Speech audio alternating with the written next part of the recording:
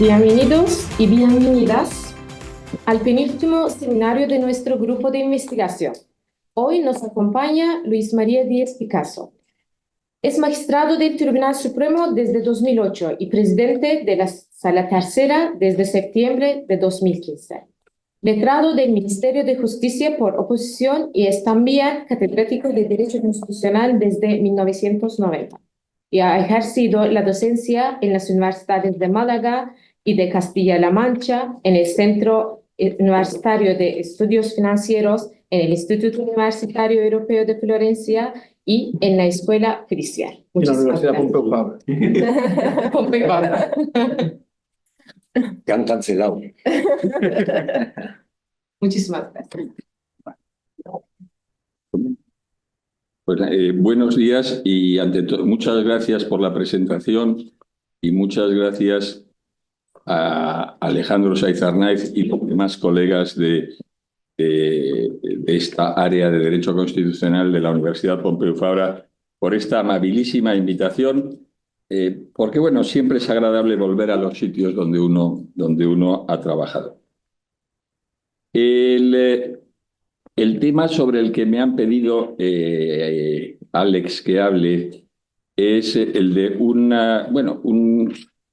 un texto que publiqué hace unos meses y que ha sido la ponencia que presenté en la reunión anual de la Asociación de Letrados del Tribunal Constitucional, a la que yo no pertenezco, pero que ellos tuvieron, no pertenezco no por nada, sino porque nunca he sido de esa casa, y tuvieron a bien invitarme en el mes de noviembre y con esa ocasión de esa invitación preparé este texto que luego ha sido publicado en el Diario del Derecho de Juste.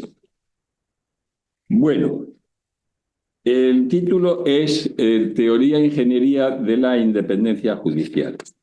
Y el título es Teoría e Ingeniería de la Independencia Judicial porque en ese texto intento responder tres preguntas. ¿Qué es la independencia judicial?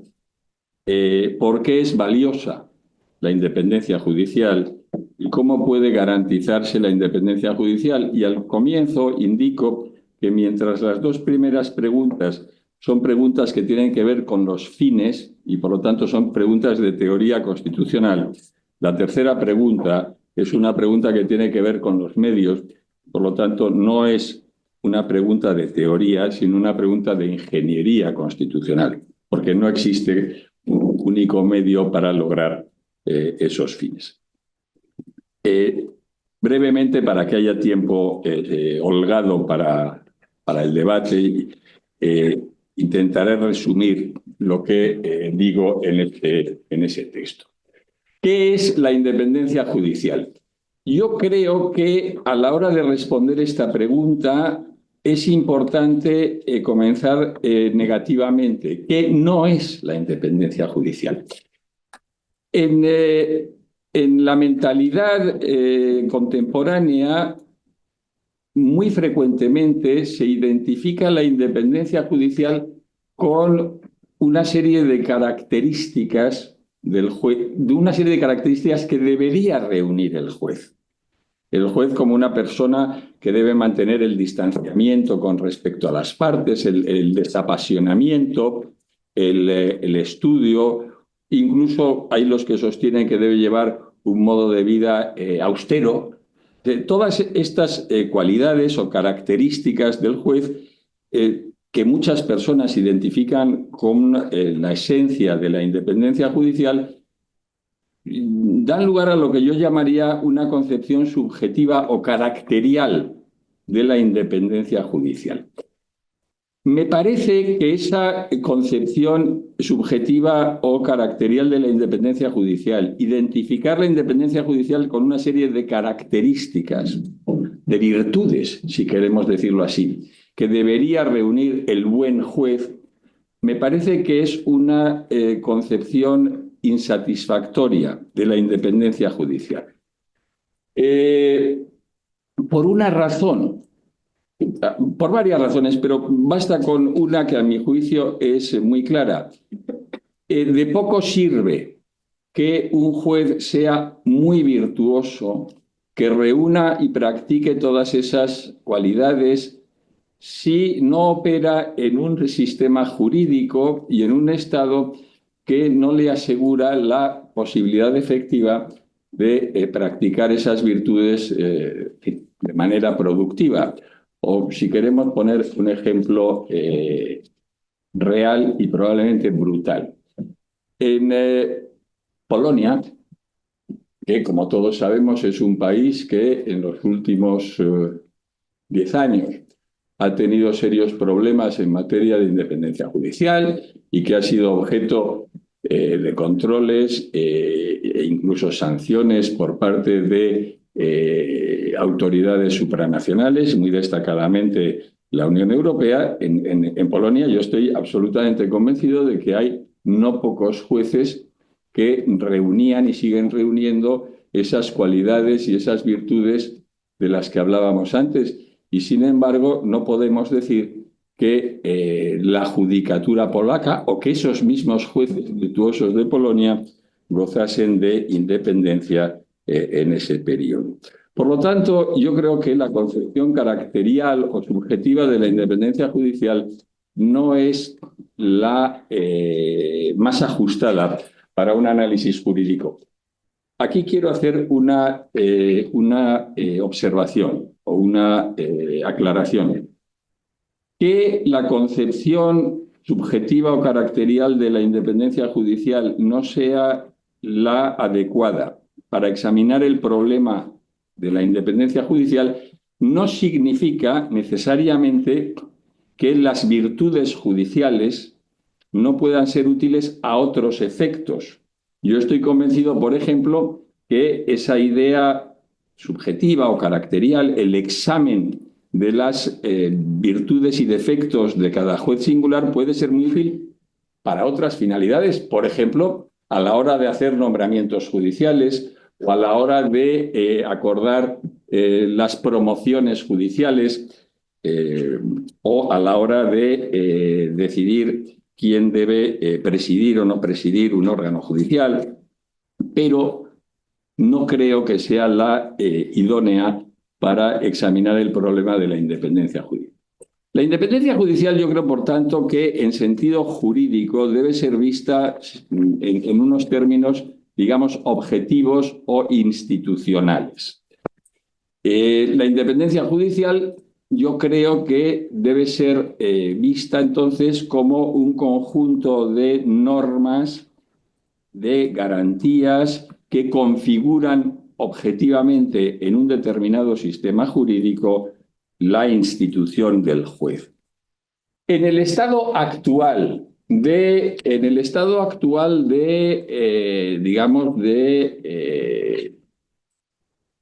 constitucionalismo occidental, si de constitucionalismo occidental hoy en día podemos seguir hablando, yo creo que esas garantías que conforman la institución del juez y de su independencia son básicamente 4. La primera es que el juez no debe estar sometido a órdenes, instrucciones o circulares vinculantes. Y por lo tanto que el juez es, a diferencia de lo que ocurre con casi todos los demás agentes públicos, el juez no está inserto en una estructura jerárquica. O si lo queremos decir con la expresión clásica, que la relación entre el juez y la ley, o entre el juez y el sistema de fuentes del derecho, es una relación inmediata, sin intermediario. Hago una aclaración que probablemente en esta sede es innecesaria. Eso nada tiene que ver con el sistema de recursos judiciales contra sentencias. Que quepan recursos judiciales contra sentencias no significa que el juez de un tribunal inferior tenga que seguir las instrucciones que previamente le haya dado un juez de un tribunal superior. Pero yo creo que esta es una aclaración que quizás tenga sentido cuando uno está hablando con alumnos de grado, pero en una sede como esta, perdonadme por hacerlo. La segunda garantía que en el estado actual del constitucionalismo occidental seguramente conforman la independencia judicial es la inamovilidad. O sea que el juez no puede ser apartado arbitrariamente, es decir, sin responder a causas justificadas previamente y previstas por la ley, siguiendo un procedimiento debidamente garantista. Y además la inamovilidad es inamovilidad tanto en su condición de juez, en la judicatura, como inamovilidad en la concreta plaza o puesto judicial que ese juez ocupa. Un juez que se sabe a reparo de posibles represalias de privación de su condición de tal o sencillamente de grado arbitrario es un juez que puede tomar sus decisiones con un alto grado de autonomía que de otra manera no tendría. Más aún, si nos acordamos de la literatura liberal del siglo XIX, los liberales no hablaban de independencia judicial, sino de inamovilidad judicial. Es decir, para los padres del constitucionalismo moderno, digamos que esa característica o esa garantía específica de la inamovilidad era la esencia última de lo que nosotros hoy en día llamamos independencia judicial.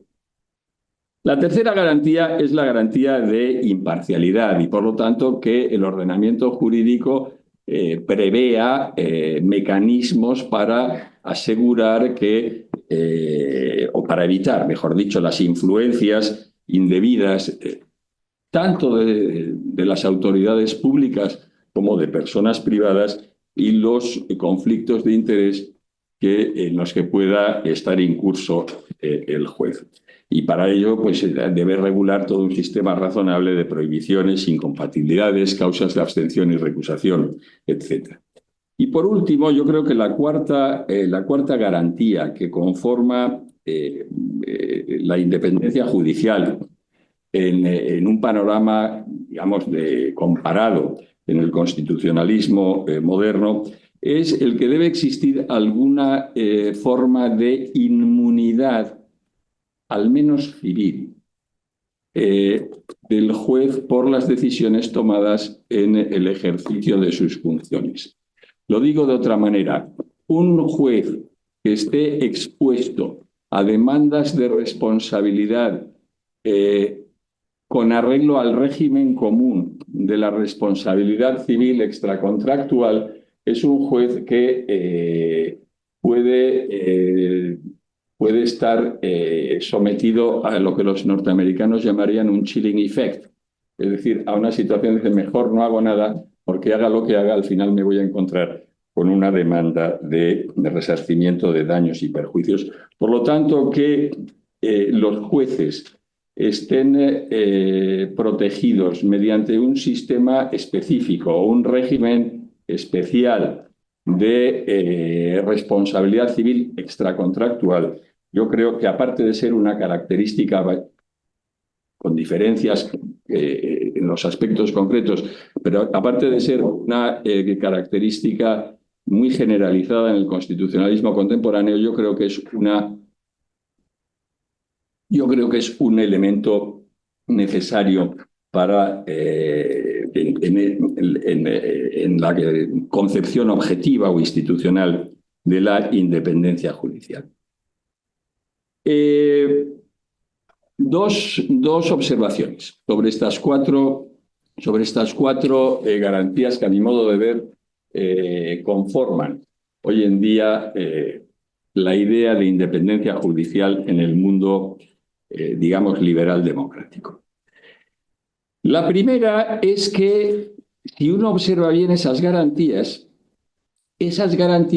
son, si son debidamente establecidas y practicadas, a mi modo de ver, son razonablemente efectivas para hacer frente a los intentos de condicionamiento, de influencia en la decisión del juez desde el punto de vista del palo, pero no desde el punto de vista de la zanahoria.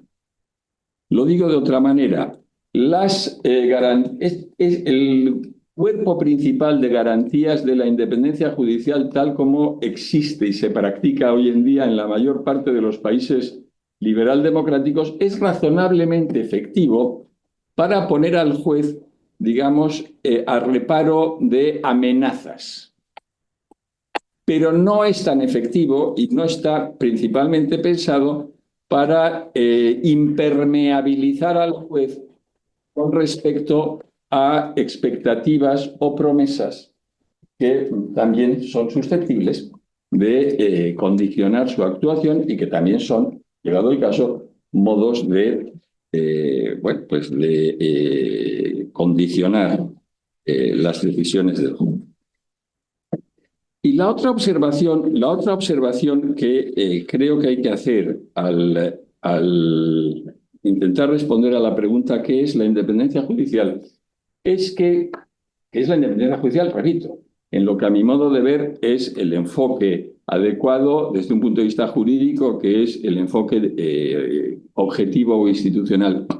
Yo creo que en contra de lo que muchos creen y dicen, a mí no me parece que el modo de selección y nombramiento de los jueces sea necesariamente un elemento de la garantía judicial, de la independencia judicial. El modo de selección y nombramiento de los jueces, luego diré algo más sobre esto, a mi modo de ver es un tema crucial en cualquier sistema jurídico liberal democrático. Más aún, tan importante como el de la independencia judicial. Pero creo que, y además que tienen algunos puntos de contacto, pero creo que son dos cuestiones que es preferible no confundir la una con la otra. Como intentaré explicar después, naturalmente no todos los sistemas, no todos los medios de selección y nombramiento son igualmente defendibles o criticables, pero como intentaré explicar después, los modos, al intentar responder a la tercera pregunta, los modos de garantizar o asegurar la independencia judicial dependen en gran medida del mecanismo que cada ordenamiento haya previsto para la selección y nombramiento de los jueces. Ese tema, repito, no es tanto un tema de independencia judicial como un tema tan importante como este, pero distinto, que es el de qué modelo de juez quiere una sociedad o un Estado o un sistema jurídico tener. Repito, tema tan importante como el de la independencia judicial, pero que no debe ser confundido con él. Bueno, yo creo que esa es, a mi modo de ver, la respuesta a la primera pregunta. La segunda pregunta es ¿por qué es valiosa la independencia judicial? ¿Por qué la independencia judicial es importante? ¿Por qué en el constitucionalismo moderno consideramos que la independencia judicial es una condición sine qua non para que podamos hablar de un Estado de Derecho? ¿Por qué? Yo creo que esta pregunta, que además es la pregunta clave, esta pregunta admite dos respuestas que no son alternativas, pueden ser cumulativas, pero bastante diferentes la una de la otra. La primera respuesta es bastante clara. Quiero decir, o casi todo el mundo, al menos intuitivamente, la tiene en mente. Y es la independencia judicial es necesaria para que pueda existir una diferencia entre el derecho y la política. O si lo queremos decir de otra manera, entre la legalidad y la oportunidad. Entre el razonamiento jurídico y la argumentación política. Entre las decisiones vinculadas a la norma y las decisiones, digamos, puramente discrecionales según criterios de puro mérito y oportunidad. Quiero decir, a mí me parece que esa es una respuesta que, aunque sea intuitiva y sea un lugar común, no deja de ser acertada. Yo no diré que, porque no lo creo, yo no diré que la independencia judicial sea condición suficiente para distinguir entre el derecho y la política, pero sí creo que es una condición necesaria allí donde no hay un juez independiente, o sea, un juez suficientemente dotado de las garantías de las que hemos hablado anteriormente. Yo creo que la distinción entre el derecho y la política, entre el razonamiento jurídico y la argumentación política, pues en el mejor de los casos se desdibuja, si no desaparece totalmente. Allí donde el juez no es independiente, lo más que puede haber es una apariencia y seguramente lo que muchos podrán pensar, y si el juez no es independiente de manera acertada, que todo esto del derecho no deja de ser más que intentar vestir unas decisiones políticas con un ropaje que en fin, lo disfrace o que intente hacer pasar lo que es en fin, pura voluntad política por otra cosa. Sobre la distinción entre derecho y política como justificación de la independencia judicial, de por qué la independencia judicial es algo valioso, importante, digno de ser protegido, yo creo que hay que hacer además alguna observación adicional. La distinción entre la independencia judicial como condición para poder distinguir entre derecho y política es relevante no solo en aquellos litigios en que el Estado o los poderes públicos son parte o tienen algún interés. De entrada, pues los litigios, sin lugar a duda, contenciosos administrativos, seguramente también casi todas las causas penales en las que pues el Ministerio Fiscal es el acusador público. Yo creo que también en los litigios puramente privados entre particulares en los que el Estado genéricamente, los poderes públicos no son parte ni tienen un interés directo, que son muchísimos, desde luego en el ámbito privado, civil, mercantil, laboral, la inmensa mayoría. Yo creo que aquí también es importante esa razón de ser o esa justificación de la independencia judicial, porque aunque los poderes públicos, el Estado, no tenga ningún interés directo en el litigio, si no hay independencia judicial, lo que hay es la sospecha, muy probablemente fundada, de que quien esté más próximo al poder tiene bastantes más probabilidades de ganar el litigio.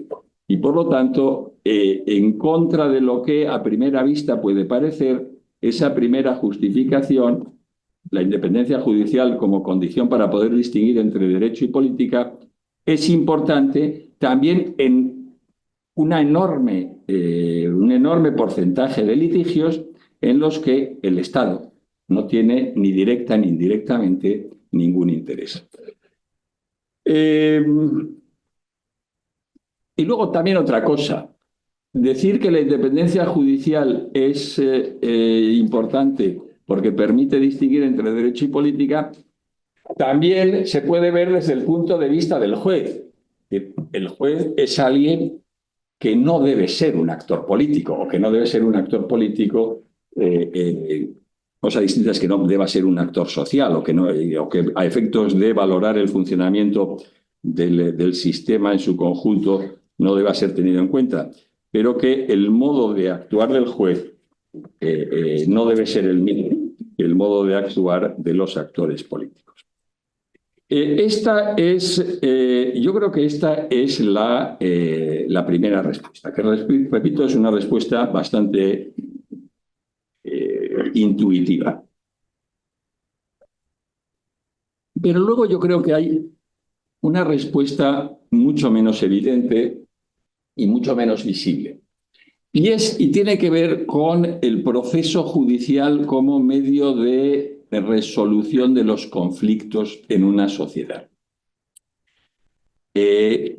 Modo de resolución de los conflictos consistente en que hay un combate procedimentalizado que debe seguir una serie de reglas entre dos partes, que debe ser presidido y dirimido por un tercero y que además no solamente en sus aspectos de procedimiento, sino también en sus aspectos sustanciales, los argumentos, o si queremos decirlo así, las armas que los contendientes pueden utilizar están codificadas, pautadas objetivamente por el ordenamiento, de la misma manera que las razones de ese tercero para decidir en un sentido u otro también están predeterminadas por reglas. El proceso, a nosotros, en fin, que provenimos de 2000 años, nos contemplan, digo, como juristas, esto nos puede parecer que forma parte de la naturaleza de las cosas, pero no es así. No es así porque, existen muchas civilizaciones en las que la resolución de los conflictos incluso no ha estado canalizada a través de una institución como es el proceso judicial, e incluso civilizaciones altamente sofisticadas. Creo que el mejor ejemplo de todos es el de la China imperial. O sea que puede existir una civilización sofisticada sin el proceso judicial tal como lo entendemos los herederos de los romanos. Bueno, el proceso judicial como modo de resolución de los conflictos y controversias en una sociedad, creo que históricamente se ha demostrado un mecanismo particularmente efectivo para la resolución de conflictos. Pero creo también que es un mecanismo de resolución de conflictos particularmente duro. En primer lugar, porque es un combate. Y luego, sobre todo, porque es un juego a suma cero. En todo litigio hay una parte que gana y otra parte que pierde. Se me puede decir, hombre, a veces la demanda se estima solo en parte. Vale, exactamente en la misma parte que el otro no ha perdido. O sea, el proceso judicial, por definición, es un juego o es un modo de resolución de conflictos, es un combate en el cual es imposible que las dos partes ganen. Siempre hay alguien que gana y hay alguien que pierde. Y aquí a mí me gusta repetirlo siempre que tengo que hablar de este tipo de cosas. Esto, además, a los que somos profesionales del derecho, y en esta sala lo somos todos, nos debería hacer pensar que nunca seremos populares. Ser un jurista popular es algo, si uno se para a pensarlo, es una expectativa irracional, carente de ningún tipo de justificación empírica. Tiene usted, naturalmente que somos impopulares, profesionales que prestan o coadyuvan a prestar un servicio al público en el cual la mitad de los usuarios queda insatisfecha, es imposible que sea popular.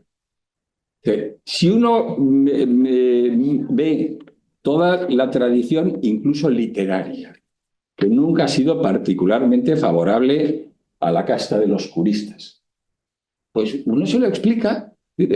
¿Cómo van a ser populares los juristas? Los juristas no pueden ser populares porque por definición la mitad de sus usuarios, y yo creo que en el fondo más, quedan insatisfechos con sus servicios. Lo que no significa que no seamos necesarios. Pero bueno, todo esto era una nota a pie de página. El proceso judicial es un juego a suma cero. En un juego a suma cero, que es el previsto por nuestros sistemas jurídicos, por nuestros ordenamientos, para la resolución de conflictos, para que eso sea legítimo en términos sociológicos, para que eso sea socialmente aceptable, es necesario que exista un mínimo de confianza por parte de los ciudadanos y del público en general en que ese combate es un combate que no está trucado. Es un combate que se desarrolla con unos mínimos de lealtad y de limpieza. Y yo creo que esta es la segunda razón por la que la independencia judicial es algo valioso, es algo que merece la pena ser proclamado y protegido. Sobre esto, yo creo que además hay que hacer una observación adicional. Estas dos posibles justificaciones de la independencia judicial, la primera, que es una condición necesaria para distinguir entre derecho y política, razonamiento jurídico y argumentación política. Y la segunda, que es hacer que sea aceptable, socialmente legítimo, el proceso como modo de resolución de las controversias en una sociedad.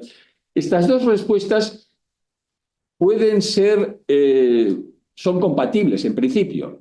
Es perfectamente posible que una misma persona acepte la primera y acepte la segunda. Me convence la primera, es decir, sí, creo que es una condición necesaria para distinguir entre derecho y política, y además creo en la segunda. Es necesaria para que el proceso sea socialmente aceptable. Pero creo también que la segunda puede ser aceptada aunque no se acepte la primera. Que la primera se acepte sin aceptar la segunda, yo creo que lógicamente es posible, pero desde un punto de vista socio-psicológico sería muy raro. Quienes aceptan la primera, es muy raro que no acepten la segunda. Pero no es raro que incluso entre los juristas, diré en los últimos tiempos bastante entre los juristas, se piense, no, esto de distinguir entre derecho y política, entre razonamiento jurídico y argumentación política, en fin, todo esto en fin, es una cosa como muy antigua, muy rancia, muy heteroliberal. Vale, pero eso no invalida la segunda respuesta. Incluso quienes piensan, a mi juicio, con argumentos dignos de ser tenidos en cuenta, que la distinción entre derecho y política no es o no es viable, o si es viable solo en términos relativos, y repito, a mi modo de ver, hay argumentos no despreciables para sostener esa tesis. Incluso quienes piensan así y por lo tanto no están totalmente convencidos o no están convencidos de la primera justificación, eso no implica que no puedan ser convencidos y suscribir la segunda justificación. Lo diré de otra manera, incluso aquellos que piensan razonablemente que distinguir entre derecho y política, en fin, no es muy convincente, pueden tener buenas razones para pensar que hay determinadas situaciones, conflictos, controversias, tipos de litigios que no deben ser decididos por el ministro o que no deben ser decididos por el jefe de policía o que no deben ser decididos sencillamente sin seguir previamente algún tipo de trámites. Y por lo tanto, que determinado tipo de situaciones deben recibir una solución que tanto desde un punto de vista formal como sustantivo, aunque no sea inmune o no sea impermeable al mundo de la política, no debe ser resuelta del mismo modo en que se resuelven otro tipo de cuestiones. Mi opinión es que esas dos justificaciones son compatibles entre sí, pero que incluso quienes no suscriben la primera, repito, cosa que en la cultura jurídica, sobre todo académica, contemporánea, no diré que sea mayoritaria, pero no es infrecuente, no tienen por qué no suscribir la segunda. No suscribir la segunda significa sencillamente estar a favor, lo digo por decirlo de manera brutal, de que el señor ministro decida no ya las causas penales, sino también, pues yo qué sé, las separaciones matrimoniales, la custodia de los niños menores de edad, en fin, la indemnización de las expropiaciones y cosas por el estilo. Bueno, tercera pregunta. Y la tercera pregunta, como decía al principio, ya no es una pregunta de teoría, sino una pregunta de ingeniería. No es una pregunta sobre fines, sino es una pregunta sobre medios. ¿Cómo se puede asegurar o garantizar la independencia judicial? Aquí lo que creo es que hay que dejar muy claro desde el principio que no existe un único camino para la tierra prometida. Que a la tierra prometida de la independencia judicial, de esas garantías objetivas o institucionales que hemos visto, se puede llegar de varias maneras. Se puede llegar de varias maneras y además esas distintas maneras o caminos tienen bastante que ver con algo que os dejé apuntado al inicio, que es el modelo de juez que existe en cada sistema jurídico o en cada ordenamiento, porque las garantías tendrán que adaptarse a ese modelo de juez. En la tradición del constitucionalismo moderno, tal como yo lo veo, ha habido dos grandes vías para llegar a la independencia judicial, o dos grandes vías para garantizar la independencia judicial, que en ese texto yo llamo la del juez inglés y la del juez de carrera. Digo, el juez inglés, no anglosajón, el específicamente inglés. ¿Por qué? Porque y el juez de carrera, que es el juez, bueno, pues básicamente que surge en la Europa continental a raíz de las revoluciones liberales. ¿Por qué? Sustancialmente porque el modo de selección y nombramiento es distinto. El juez inglés es un juez, como todos sabéis, tradicionalmente nombrado por el gobierno entre barristers experimentados y que es nombrado para una plaza específica y hasta la edad de jubilación, y que no puede ser removido más que en virtud del procedimiento de impeachment, que además, por lo que se refiere a Inglaterra y a los jueces, la última vez que se activó fue en 1832. Lo que significa, por cierto, que el control del comportamiento de los jueces ingleses se desarrolla fundamentalmente por vías informales y puramente corporativas. Es decir, que cuando uno llega a tomarse el whisky en el club, sus colegas le dicen, mira, lo que has hecho, esto no es aceptable, y si es muy grave, lo único honorable que puedes hacer es dimitir. Porque solo eso explica que desde 1832 no se haya activado el impeachment de los jueces. Claro, un sistema altamente cohesionado por la procedencia profesional de esos jueces y probablemente también social y educativa, que además es un sistema en el cual el nombramiento es para una plaza determinada, sin expectativas de traslados o ascensos, y además de por vida o hasta la edad de jubilación, es un juez ojo, y además dotado de una inmunidad civil prácticamente absoluta, es un juez cuyas garantías objetivas, esas de las que hablábamos al principio de independencia, están, digamos, automáticamente establecidas. Y por lo tanto que no necesita prácticamente de ningún tipo de normas o de órganos del Estado adicionales para garantizar esa independencia. No quiero ser malinterpretado. No estoy diciendo que eso sea lo mejor. Tampoco estoy diciendo que sea lo peor. Estoy intentando simplemente describir una realidad. Ese modelo de juez, el modelo del juez inglés, digamos que precisamente por el modo en que está diseñado, lleva automáticamente aparejadas las garantías de independencia y no necesita de ningún tipo de garantías auxiliares, por citar a los clásicos. Bien, en el caso del juez continental, que es el modelo de juez de carrera, que es el que con variantes se ha implantado en prácticamente todos los estados europeos continentales y probablemente en algunos otros que han estado influidos por los estados europeos continentales. En el caso del juez de carrera, el problema de la garantía de la independencia judicial se plantea de manera distinta. ¿Por qué? Precisamente porque es un juez de carrera.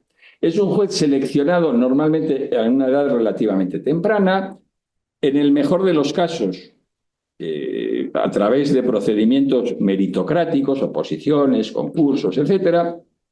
Es un juez que es un juez que, además, con una cohesión corporativa mucho menos acentuada que la de los jueces ingleses, es un juez, sobre todo, que no es nombrado para una plaza concreta y de por vida, sino que es un juez que ingresa normalmente por la categoría inferior de la escala judicial y que luego debe seguir todo un cursus honorum, traslados, ascensos, etc. Claro, en ese modelo de juez, que tiene ventajas e inconvenientes, si uno lo compara con el modelo de juez inglés. Repito, yo no digo que un sistema de selección y por lo tanto un modelo de juez sea mejor que otro. Eso es un debate que se puede tener, pero no es el debate de hoy. El de hoy quiero decir, de mi texto, lo podemos tener de hoy. Ese tipo de juez es un tipo de juez que no lleva, automáticamente aparejadas las garantías de independencia judicial de las que hemos hablado antes, sino que necesita de toda una regulación normativa y de un aparato organizativo e institucional que asegure su independencia, fundamentalmente porque alguien tiene que gestionar la carrera, el cursus honorum. Alguien tiene que decidir cuál es el temario de las oposiciones, cuál es el tribunal que juzga a los opositores, cuál es la provisión, cuál es el curso a seguir después, digo por poner el ejemplo español, pero bueno, mutatis mutandis vale para esto que estoy diciendo vale para cualquier otro estado de la tradición europeo continental. ¿Cuál es el modo de nombramientos para las plazas vacantes? ¿Cuál es el orden de ascensos en la escala judicial? ¿Cuál es la política o los criterios para la asignación de presidencias? ¿Cuáles los nombramientos, cuando ya dejan de ser puramente reglados, para los tribunales superiores? ¿Cuál es el régimen disciplinario? Régimen disciplinario que, como hemos visto en el caso inglés, es prácticamente inexistente. Se fían de los medios informales. Todo eso alguien lo tiene que hacer. Y ese alguien, plantea serios problemas, porque ese alguien, ¿quién es? Tradicionalmente el ministro de Justicia. Cuando en muchos países europeos se decidió que, lo del ministro de Justicia no era una buena idea, se inventaron los consejos de la magistratura, lo cual muchas veces no es sino posponer el problema. ¿Quién designa los consejos de la magistratura?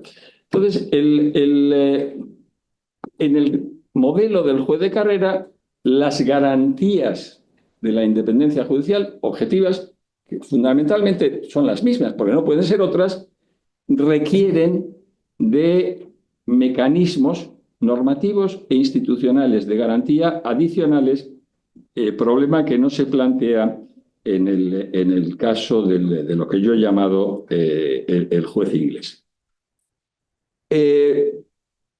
Seguramente, para decidir cómo se puede garantizar la independencia judicial, las vías, hay que tener en cuenta qué modelo de juez tiene uno y cuáles son las posibilidades dentro de cada modelo. Y sobre esto yo creo que no conviene no engañarse. En la medida en que se tenga un juez de carrera, en fin, hay que tener un sistema de garantías de la independencia judicial adecuado a ese modelo de juez de carrera. Y repito, optar por un juez de carrera o un juez, digamos, a la inglesa es una cuestión política, pero probablemente también es una cuestión histórica y cultural. Y además, tampoco nos engañemos, en la propia Inglaterra, y digo Inglaterra porque Escocia es otra historia, y el mundo norteamericano también es otra historia. En la propia Inglaterra ha habido voces autorizadas que han sostenido que lo del juez de carrera, en contra de lo que piensan muchos europeos, no es tan mala idea, porque asegura mucho mejor, por ejemplo, sin lugar a dudas, la meritocracia, pero también, digamos, la pluralidad, incluida la de género, en la composición del cuerpo judicial. Dicho todo esto,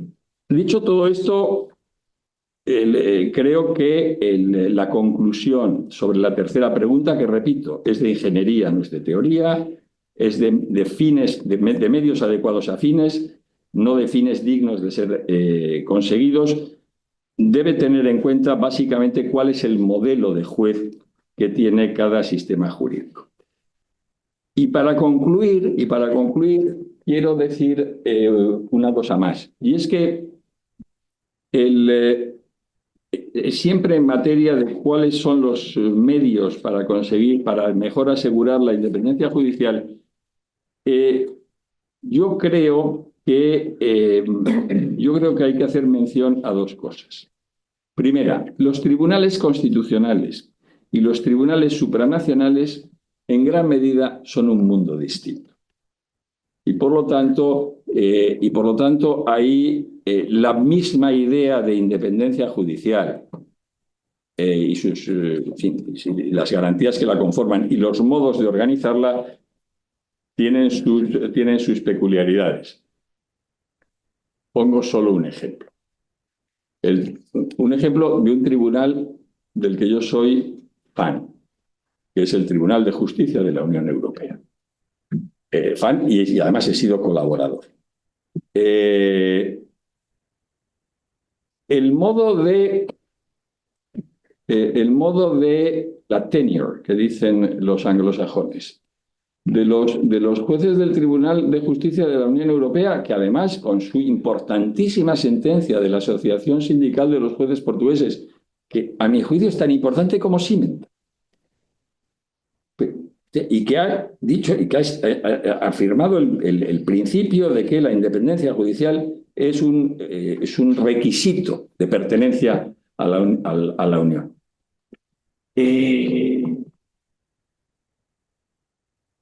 El modo en que son nombrados y el modo en que tienen su posición los jueces del Tribunal de Justicia de la Unión Europea no resistiría el test que el propio Tribunal de Justicia de la Unión predica y exige a los Estados miembros.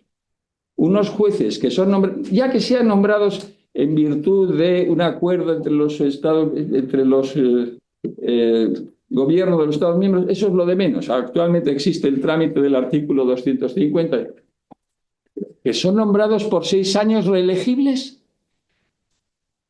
Eso superaría, si eso lo hiciera un Estado, eso superaría el test del propio tribunal. Tengo serias dudas. Y en el caso de los tribunales constitucionales, creo que también es un mundo, por las propias especificidades de los tribunales constitucionales distintos. Por lo tanto, la primera observación que quiero hacer es que, con respecto a la tercera pregunta, no a las dos primeras, que son de teoría. Con respecto a la tercera pregunta, los medios, yo creo que los tribunales supranacionales y los tribunales constitucionales necesitan de un análisis distinto del de los tribunales, si lo queremos llamar así, ordinarios. Y por lo tanto, os ruego que todo esto que he dicho, sobre todo con respecto a la tercera pregunta, tengáis en cuenta que se refiere a los tribunales ordinarios, no a los tribunales supranacionales y constitucionales. Y la otra observación, y ya con esto concluyo, es, y esto es mi contribución a mis amigos mexicanos. El juez electivo es una pésima idea. Más claro, no lo sé decir.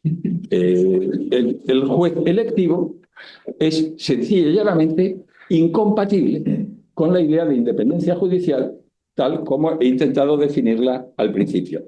Pero no es incompatible con la idea de independencia judicial porque sea electivo, o sea, porque la selección y el nombramiento responde a un procedimiento, digamos, de tipo político, la preferencia de una mayoría del cuerpo electoral correspondiente. Si nos ponemos así, pues la verdad es que los jueces ingleses pues también son nombrados desde hace 300 años en virtud de criterios políticos. Seguramente se me puede decir que los jueces continentales, al menos en los tribunales supremos, son nombrados con arreglo a criterios políticos. No hablemos ya de los jueces en los tribunales constitucionales o supranacionales. No es por eso. O sea, el problema del juez electivo no es elegirlo la primera vez. Que ese es un nombramiento político, seguramente, pero como pueden ser otros. Pero es que a diferencia de otros, el juez electivo es alguien que pasados 3, 4, 6 años tiene que ir a la reelección. Es ese tener que ir a la reelección, a mi modo de ver, lo que hace que el juez electivo sea, ¿cómo decir?, por su propia naturaleza, incompatible con la idea de independencia judicial. Y esto, repito, es mi contribución a la lucha de mis amigos mexicanos.